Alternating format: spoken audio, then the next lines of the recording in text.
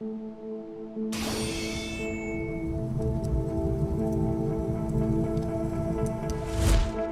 and welcome to another JMP video. I'm the host JonNario and welcome to another installment of my Trove class Hidden Effects.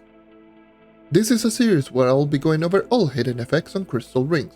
I will be going over one class per video and I will try to explain how does every single hidden effect works. These are all solo hand tested, so there will be a lot of estimations on the stats and abilities. So if you have any of the correct value in any of these videos, make sure to drop them in the comment section down below. In the next video will be the Revenant as chosen by you guys, and once again there's going to be a link in the comment section down below of this video so you can vote on which class is going to be after the Revenant video, so stay tuned for that one.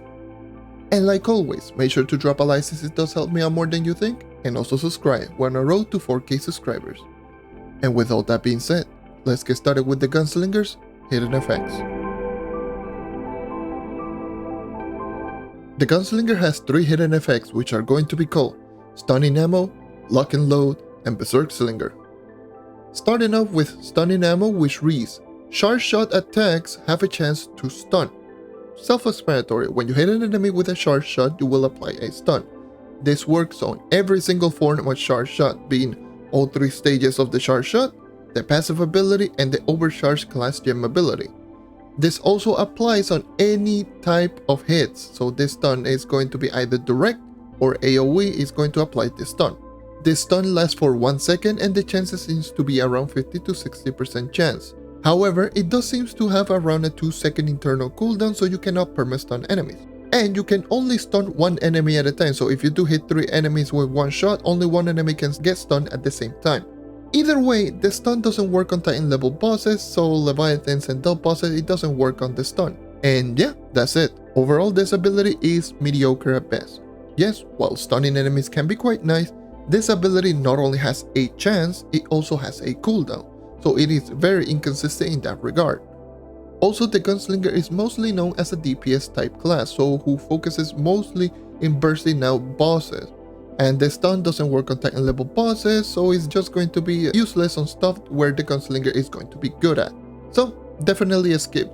You really are not going to see much benefit with this ability. Next up, the second ability is called Lock and Load, which reads, Dodge and gives an instant charge shot, resets after a short cooldown.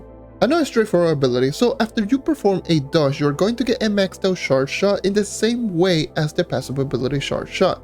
And it does have the same property as the passive ability or the regular maxed out charge shot in damage, range, and AoE. And this also has a 4-second internal cooldown after you shoot. So as soon as you do shoot, that's when the cooldown will actually start. Also, this ability doesn't overlap if you do already have the maxed out charge shot from the passive ability.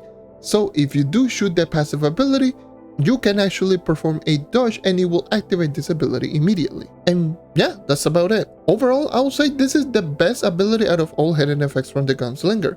Unfortunately, it's alright at best. Sure, you can get maxed out charge shot every 4 seconds just by performing a dodge, which can help out in one-shotting bosses if you're using the class for dungeons, since it does pretty respectable damage if you do hit an enemy directly. But aside from that, there's nothing else. Normally I will just say skip this ability, but there's nothing better than this one for the Gunslinger.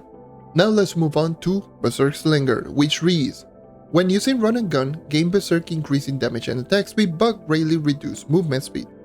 Alright, I chose this ability to be the last because this ability is more well known than the other two. And there's still players that look at this description and think that this ability is good. But do not let this description fool you, this ability is a trap. So, upon activating your ultimate ability with or without the class gem, you're going to get the following stats. A plus 25% to your total magic damage, an increase to your attack speed bonus from plus 75% to plus 110% without the class gem, and minus 25% to minus 10% with the class gem equipped. It will also reduce your movement speed by 90%. And yeah, that's pretty much it. This all sounds fine and dandy, right? More damage, more attack speed, only drawback being movement speed. But the problem is that you actually do become Berserk. Berserk is only a buff that is only granted by the Berserker emblem, and what it does is it will make your character attack automatically with your basic attack for the whole duration. And yes, this hidden effect will make you automatically attack for the whole ultimate ability duration, which is 10 seconds. Now, here's the reason why this ability is a trap. Despite looking great in the description giving both damage and attack speed, it really doesn't explain that you're also attacking with your basic attack for the whole duration. The reason why this ability is bad is that while this ability is active, you cannot do anything aside from jumping or moving. So you cannot use any other abilities, you cannot perform a dodge, and most importantly, you cannot use your flask. So even with the attack speed increase, you will ultimately get a DPS loss with this ability equipped. That's why this ability is a trap. And also one little fun fact in regards to this ability is that this ability actually was giving way more damage in like total 50% magic damage. And it also was giving away more attack speed, but it got nerfed in the Polished Paragon update because it was deemed too strong. Even back then, you were still in Berserk and it was still a DPS loss despite the attack speed and the magic damage increase that you used to get back then. So they made this ability worse for no reason, which is very fitting for the Gunslinger considering the latest nerf in the Shadowy Spotlight update. So yes, skip this ability. Do not use this ability, it will bring you more drawbacks than actual benefits. And that's it. Thank you for watching as always, and this has been all of the hidden effects for the Gunslinger.